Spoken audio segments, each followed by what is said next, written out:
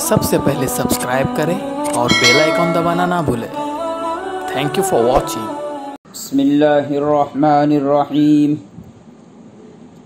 الحمد للہ نحمده ونستعینه ونستغفره ونؤمن به ونتوکل علیہ ونعوذ باللہ من شرور انفسنا ومن سیئات اعمالنا من يهده الله فلا مضل له ومن يضلله فلا هادي له ونشهد أن لا إله إلا الله وحده لا شريك له ونشهد أن سيدنا ومولانا محمدا عبده ورسوله أما بعد فأعوذ بالله من الشيطان الرجيم بسم الله الرحمن الرحيم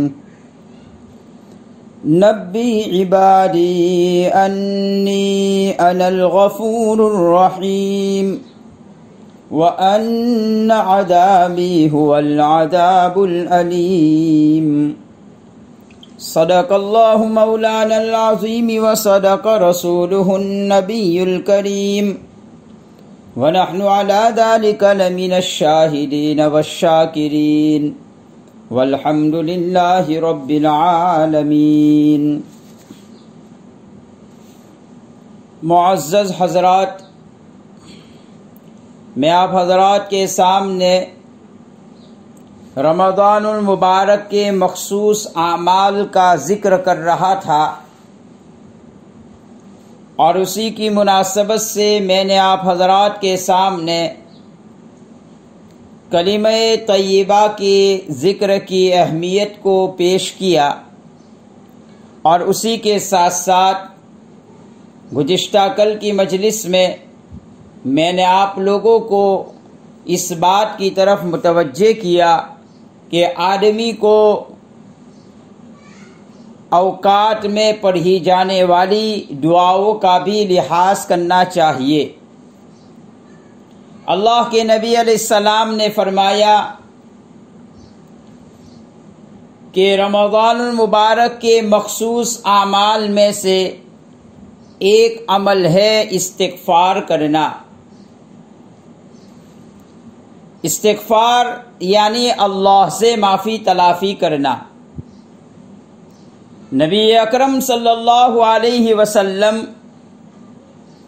از خود استغفار کرنے کا عمل اس قدر زیادہ کرتے تھے کہ آپ صلی اللہ علیہ وسلم خود فرماتے ہیں، میں اپنے پروردگار سے 100 مرتبہ استغفار کرتا ہوں، اور ایک روایت میں 70 مرتبہ کا تذکرہ آیا ہے، یعنی نبی کریم صلی اللہ علیہ وسلم دن میں 100 مرتبہ استغفار کرتے تھے۔ ہم سب جانتے ہیں، بلکہ ہمارا عقیدہ ہے کہ انبیاء گناہوں سے معصوم ہوتے ہیں۔ اللہ کے نبی علیہ السلام کے صغیرہ گناہ بھی نہیں تھے اور کبیرہ گناہ بھی نہیں تھے۔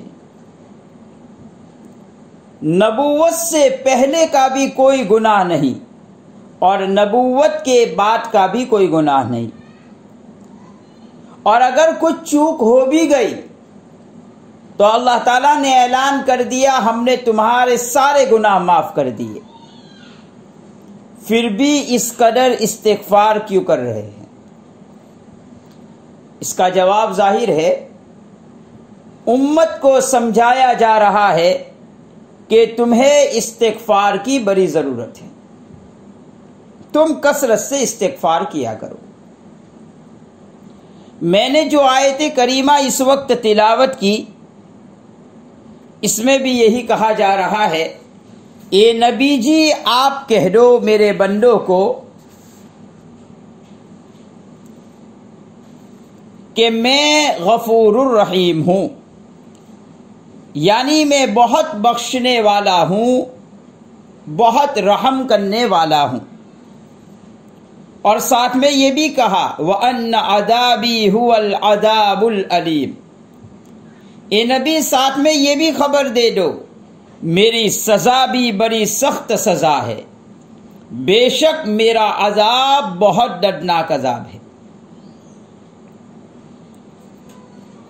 تاریخ اسلامی پر غور کرے تو ہمیں ایک بات سمجھ میں آتی ہے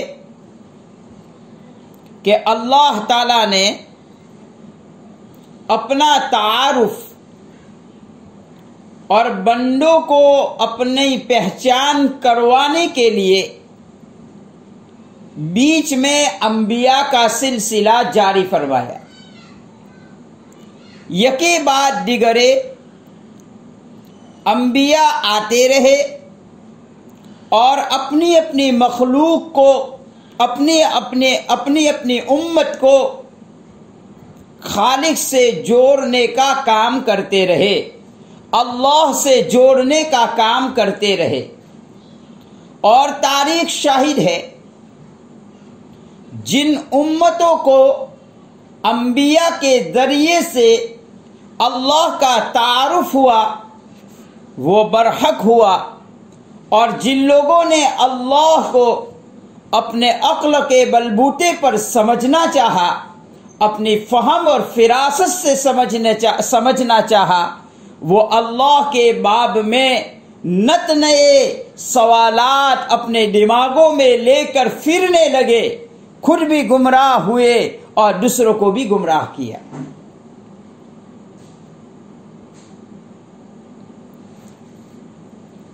اب ایک بات میں یہاں پر یہ سمجھاؤں، انبیاء علیہ السلام جب دنیا میں تشریف لائے اور اللہ کے بندوں کو اللہ سے جوڑنے کا کام شروع کیا اور اللہ کے بندوں کو اللہ کا تعارف کرانے کا کام شروع کیا، تو انبیاء نے غالب پہلو رحمت کا رکھا، غضب کے پہلو کو غالب نہیں کیا۔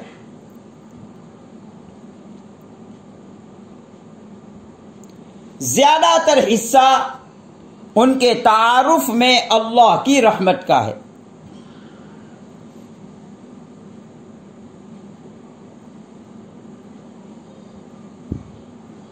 اور حقیقت بھی یہی ہے کہ اللہ کی رحمت اللہ کے غصے پر غالب ہے۔ اسی لیے نبی اکرم صلی اللہ علیہ وسلم کا فرمان ہے، جب اللہ تعالیٰ نے اس دنیا کو بنانے کا ارادہ کیا تو ایک لوح پر ایک تحریر لکھی جو اللہ کے عرش پر موجود ہے، جس کے بارے میں یہ کہا جاتا ہے یہ ایک مرکزی نقطہ ہے، سارے کام اسی کے گرد گھومتے ہیں۔ ایک بنیادی چیز جو طے کر لی جاتی ہے، اللہ تعالیٰ نے مخلوق کو پیدا کرنے کے وقت یہ ایک چیز طے کر لی، اور وہ چیز یہ ہے ان رحمتی سبقت غضبی۔ یہ مرکزی نقطہ اپنی مخلوق کے بارے میں عرش پر لکھ کر رکھا ہوا ہے، میری رحمت میرے غصے پر غالب رہے گی، یعنی مخلوق کے ساتھ میرا جو معاملہ ہوگا اس میں میری رحمت میرے غصے پر غالب رہے گی۔ اسی لیے نبی اکرم صلی اللہ علیہ وسلم نے اللہ تعالیٰ کی بات کو سمجھانے کے لیے اللہ کی رحمت کے اجزاء بنائے، جبکہ اللہ کی رحمت کے اجزاء نہیں بن سکتے ہیں، اس کے ٹکڑے نہیں ہو سکتے ہیں۔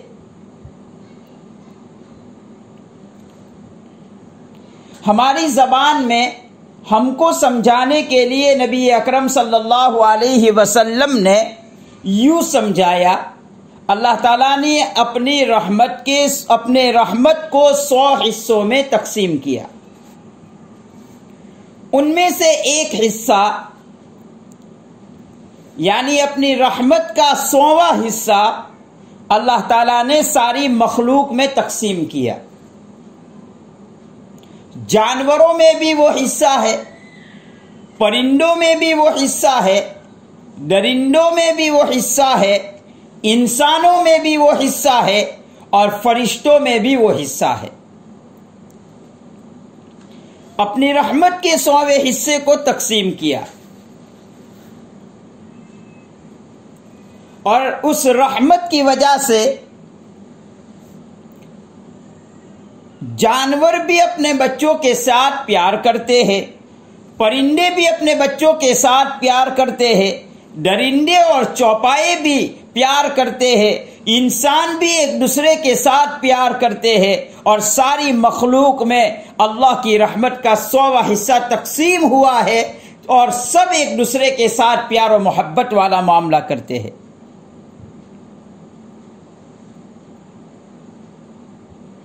یہ اللہ کے نبی علیہ السلام نے ہمیں سمجھانے کے لیے اس طرح سے تشبیہ دی.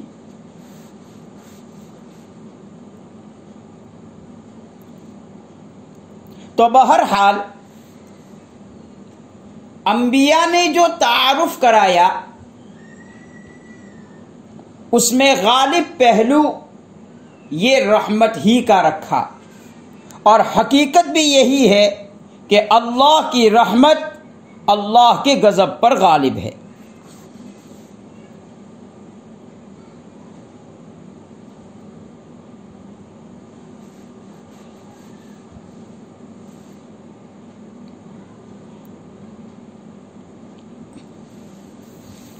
اس رحمت کے حوالے سے ایک بات جو آج کی مجلس میں مجھے پیش کرنا ہے وہ یہ ہے کہ بندہ اللہ کا صحیح تعارف انبیاء کے ذریعے سے ہمیں ہوا، اس کے باوجود بندہ کبھی غفلت میں پڑ جاتا ہے، بندہ اللہ کی نافرمانی کرنے لگتا ہے. اللہ تعالیٰ نے بے شمار نعمتیں عطا فرمائی اپنی رحمت کے بلبوتے پر، اسے کھانا دیا، پانی دیا، طرح طرح کے اس کے آرائش اور آسائش کے سامان فراہم کیے، اس کو بہترین اعضاء عطا کیے، طرح طرح کی نعمتیں اللہ تعالیٰ نے حضرات انسان کو اپنی رحمت کے بلبوتے پر عطا کی. انسان میں کوئی کمال نہیں تھا کہ اللہ تعالیٰ اسے اتنی نعمتیں دیتے، لیکن پھر بھی بندہ اور انسان گناہ کر بیٹھتا ہے، وہ کام کر بیٹھتا ہے جس کی وجہ سے اللہ کی رحمت سے دور ہو جاتا ہے،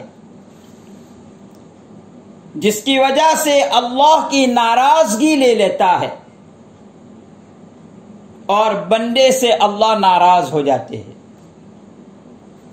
اب ایسے موقع پر رحمت کی نظر کے بجائے اللہ کی ناراضگی والی نظر پڑتی ہے، تو اللہ تعالیٰ نے ایک اور بات ارشاد فرمائی اپنے بندوں کے نام کہ تم توبہ و استغفار کرو. یہی آیت کا خلاصہ ہے جو میں نے آپ حضرات کے سامنے پڑھی. نبی عبادی ان الغفور الرحیم. تم سے لغزشیں ہو جائے، تم سے خطائیں ہو جائے، تم سے گناہ ہو جائے تو کوئی حرج نہیں ہے، تو تم توبہ و استغفار کرو. گویا توبہ اور استغفار یہ اللہ کی رحمت کو دوبارہ یاد کرنے کا ایک ذریعہ ہے، اللہ کی نعمت کا تصور کرنے کا ایک ذریعہ ہے کہ اللہ نے مجھے بہت سی نعمتیں عطا فرمائی ہے جس کی میں ناشکری کر رہا تھا، اب دوبارہ سنبھل گیا اور اللہ کی نعمتوں کا شکر کرنے والا بن جائے، اللہ کا شکر گزار بندہ بن جائے. اسی کا نام توبہ ہے.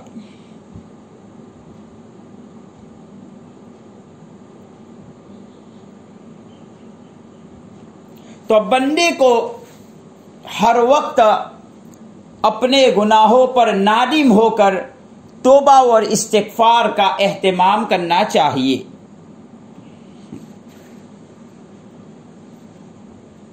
اللہ تعالیٰ توبہ اور استغفار کی وجہ سے اس کے گناہ کو معاف کر دیتے ہیں۔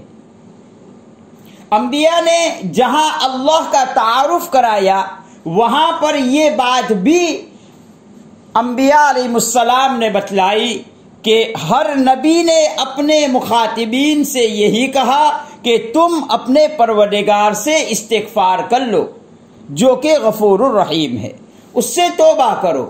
اللہ کی رحمت کو یاد دلایا اور توبہ و استغفار کی تاکید کی۔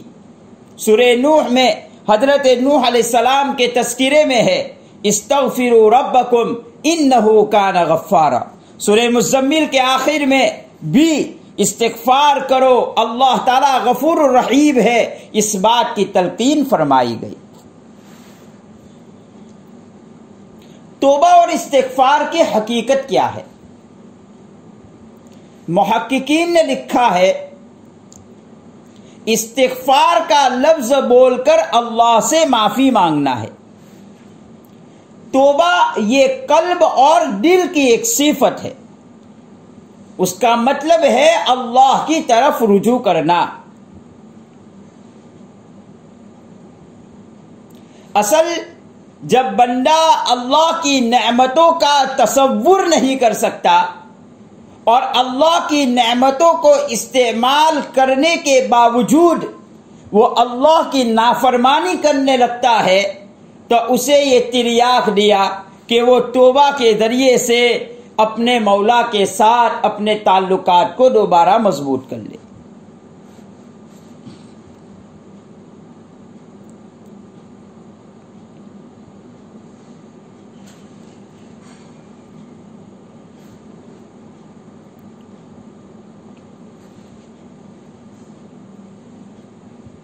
اسی لیے اللہ تعالی اپنے بندے کی توبہ پر خوش ہوتے ہیں۔ حضرت عبداللہ ابن مسعود رضی اللہ تعالیٰ عنہ روایت کرتے ہیں بندہ جس وقت بھول بھٹک کر اللہ سے اپنا رخ موڑ لیتا ہے پھر توبہ کر کے اللہ کی طرف متوجہ ہوتا ہے تو اللہ تعالیٰ بہت خوش ہوتے ہیں۔ اس وقت اللہ تعالیٰ کی خوشی کو عبداللہ ابن مسعود رضی اللہ تعالیٰ عنہ نے ایک مثال سے سمجھایا۔ نبی اکرم صلی اللہ علیہ وسلم سے اس بات کو نقل کیا۔ ایک آدمی بیابان ریگستان میں اپنی اونٹنی پر سفر کرتا جا رہا ہے اور اس کے کھانے پینے کا سامان اس اونٹنی پر لدا ہوا ہے۔ پرانے زمانے میں لوگ اونٹنیوں پر سفر کیا کرتے تھے اور میلوں میلوں تک لمبا سفر ہوتا تھا۔ زیادہ راہ کھانا پانی ساتھ میں لے لیتے تھے، راشن کھانا پانی اناج وغیرہ ساتھ میں لے کر چلتے تھے اور میلوں میلوں تک انہیں پانی بھی نہیں ملتا تھا، عرب ریگستان تھا۔ اب ایک آدمی ایسے بیابان میں سفر کرتا جا رہا ہے، ایک جگہ پر اپنی ضرورت کے لیے اترا، جیسے کہ مسافر اپنی ضروریات کے لیے اترا کرتا ہے، اور وہ اونٹنی بھاگ گئی اور کہیں گم ہو گئی۔ اس پر اس کا کھانا بھی تھا، اس کا پینا بھی تھا، اس کا سارا سامان اس اونٹنی پر تھا۔ اب وہ جگہ بھی ایسی ہے وہاں نہ دوسرا کھانا مل سکتا ہے، نہ پینے کو کوئی چیز مل سکتی ہے، اور نہ انسان پیدل چل کر سفر طے کر سکتا ہے۔ ایسے انسان کو اب یقین ہو جاتا ہے کہ میں مر جاؤں گا، میرے لیے مرنے کے بغیر کوئی چارہ نہیں۔ چنانچہ وہ نا امید ہو کر لیٹ جاتا ہے اور یہی تصور کرتا ہے کہ میں لیتے لیتے مر جاؤں گا۔ تھوڑی دیر کے بعد آنکھ کھولتا ہے تو دیکھتا ہے اونٹنی اس کے پورے ساز و سامان کے ساتھ وہاں پر موجود ہے.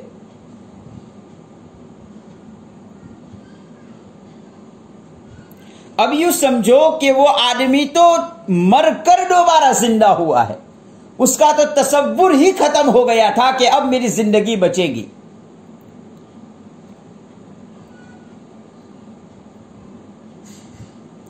جو شخص مرنے کے لیے تیار ہو گیا تھا اب وہ دوبارہ زندہ ہوا ہے اور اس کو زندگی کا سامان مل گیا، وہ اونٹنی مل گئی.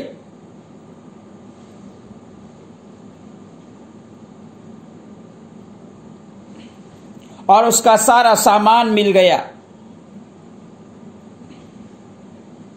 اب وہ کتنا خوش ہوتا ہے. یہ مثال سمجھا کر نبی اکرم صلی اللہ علیہ وسلم نے فرمایا، جب بندہ گناہ کر لیتا ہے، انسان کی فطرت ہے، طبعی تقاضا ہے، انسان سے گناہ ہو جاتا ہے اور وہ آوارہ آوارہ گھومنے لگتا ہے، وہ گمراہی والے راستے کو طے کر لیتا ہے. وہ یہ سوچتا ہے مجھے اسی میں لذت آ رہی ہے، گناہ کے کام میں اسے لذت آ رہی ہے، اور وہ گناہ کرتے کرتے بہت آگے نکل جاتا ہے اور اسے پھر یہ تصور ہونے لگتا ہے اب میں توبہ بھی کروں گا تو میری توبہ کون سنے گا، میری بخشش کیسے ہو سکتی ہے، میں تو جہنمی ہو گیا، میں تو جنت سے دور ہو گیا. یہ تصورات کر کے انسان گم ہو جاتا ہے.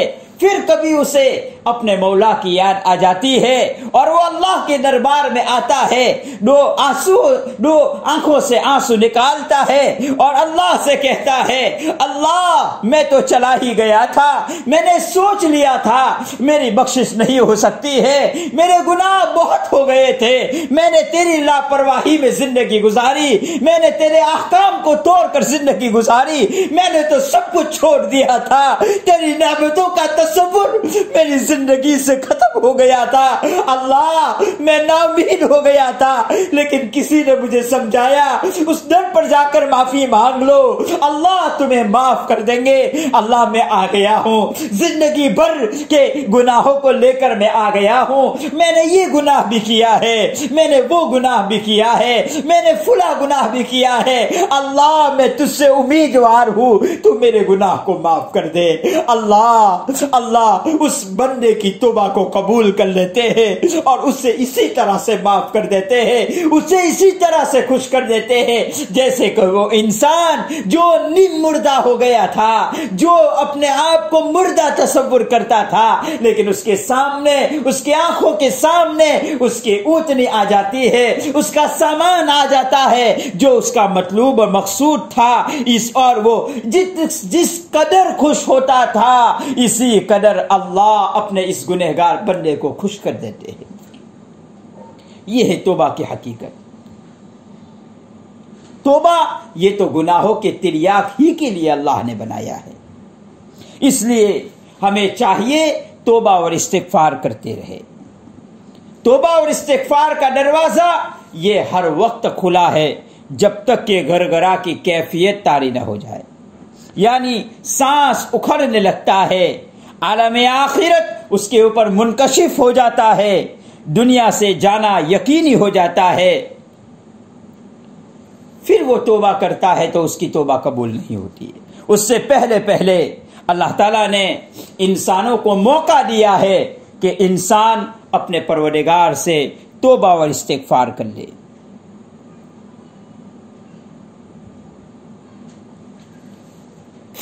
توبہ کا طریقہ کیا ہے؟ اچھا طریقہ تو وہی ہے جو حدیث شریف میں آتا ہے، صلاۃ التوبہ کے عنوان سے 2 رکعت نفل نماز پڑھے. اگر گناہ اس کا متعین ہے تو متعین گناہ کی نیت سے پڑھے، اور اگر متعین گناہ نہیں ہے، بے شمار گناہ ہے، تو توبہ کی نیت سے 2 رکعت پڑھے، اور اس کے بعد اللہ کی حمد و ثنا، حضور اکرم صلی اللہ علیہ وسلم پر درود شریف، اور اس کے بعد توبہ و استغفار کے کلمات زبان سے ادا کرے. انشاءاللہ العزیز ہر قسم کا گناہ اللہ تعالیٰ معاف فرما دیتے ہیں. توبہ کے کلمات کیا ہے؟ مختلف کلمات ہے توبہ کے کلمات۔ استغفر اللہ من کل ذنب واتوب الیہ، یہ بھی توبہ کے کلمات ہے، اس کا ورد رکھے۔ یا پھر استغفر اللہ الذی لا الہ الا هو الحی القیوم واتوب الیہ، یا نستغفر اللہ یا استغفر اللہ، یہ توبہ کے کلمات ہیں۔ ان توبہ کے کلمات کا ورد رکھیں، لیکن یاد رہے محض الفاظ کی رٹا ماری کرنے کی ضرورت نہیں ہے، گناہوں کا استحضار بھی ہو۔ اللہ مجھ سے، میں گنہگار ہوں، اللہ مجھ سے قصور ہو گیا ہے، اللہ مجھ سے یہ بھی گناہ ہو گیا ہے، اللہ مجھ سے یہ بھی گناہ ہو گیا ہے، اللہ میرے گناہ میرے احاطے سے باہر ہے، مجھے یہ بھی پتا نہیں ہے کہ مجھ سے کون کون سے گناہ ہوئے ہیں۔ اللہ تو علیم ہے، تو خبیر ہے، تو میرے سارے گناہ کو جانتا ہے، اللہ تو میرے سارے گناہ کو معاف کر۔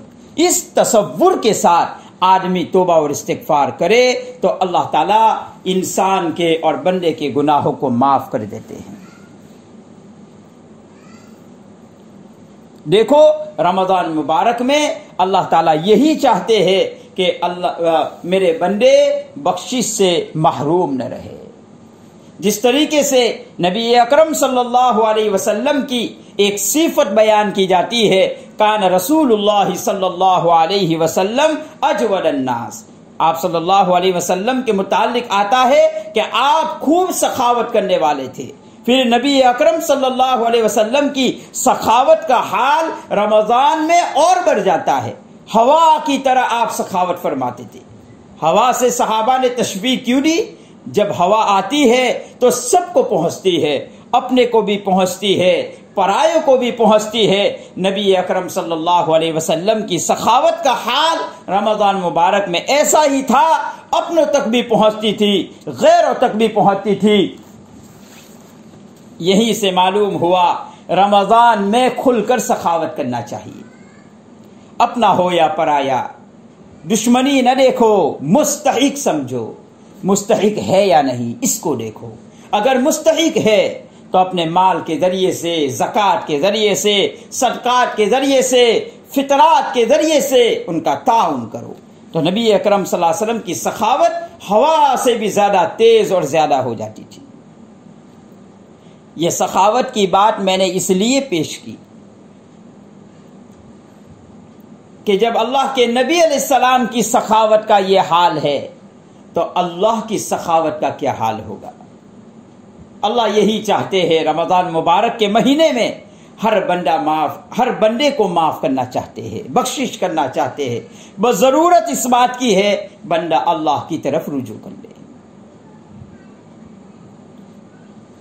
علماء نے اس کو ایک مثال سے سمجھایا، کسی علاقے میں وبائی مرض پھیلا ہوا ہو، لیکن ساتھ ساتھ جگہ جگہ اس کے علاج کرنے والے موجود ہو، دوائی وہاں مل رہی ہو، اور بار بار اعلان کیا جا رہا ہو یہ دوا کھا لو تمہیں شفا مل جائے گی۔ اب ایک آدمی گھر کا دروازہ بند کر کے یہ کہے مجھے دوا نہیں چاہیے، اگر اس کی موت واقع ہو گئی تو کسی کا کوئی قصور نہیں ہوگا، اس لیے کہ اسباب موجود تھے، زندگی بچانے کے لیے اسباب موجود تھے، تکلیف سے بچنے کے اسباب موجود تھے، اس نے اختیار نہیں کیے۔ ٹھیک اسی طرح رمضان مبارک بھی اللہ کی جانب سے بار بار اعلان کروایا جاتا ہے، اعلان کیا جاتا ہے، آ جاؤ اللہ سے بخشش مانگ لو، اللہ سے گناہ بخشوا لو۔ تھوڑا سا بندہ آ جاتا ہے، اللہ کے سامنے ہاتھ پھیلا دیتا ہے تو اللہ تعالیٰ اس کو معاف کر دیتے ہیں۔ اب ایک آدمی ہاتھ ہی نہ پھیلائے، اپنے گناہوں کو یاد ہی نہ کرے، ایک آدمی کو اپنے گناہ کا احساس ہی نہ ہو کہ میں نے کوئی گناہ کیا ہے، وہ دو چار نیکیوں پر اپنے کو دیندار سمجھ رہا ہے، اسے اندازہ نہیں کہ جب اس کی نیکی اللہ کے یہاں جائے گی، اخلاص سے خالی ہوگی تو اس کی کوئی قدر و منزلت نہیں ہوگی۔